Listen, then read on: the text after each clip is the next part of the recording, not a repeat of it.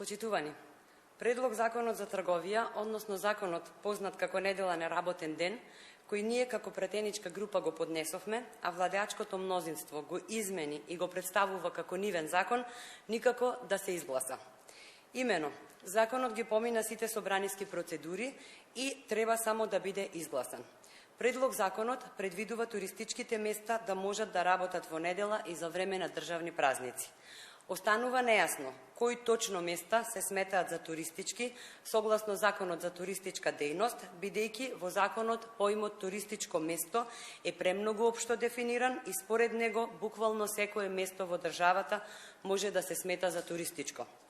Предлог законот ги помина собраниските процедури на 25 мај, што значи дека туризмот и туристичките места ги трпат последиците од неодговорното парламентарно мнозинство, кое ако беше навистина загрижено за туризмот и туристичкиот развој, овој закон досега ќе беше изгласан и ставен во сила.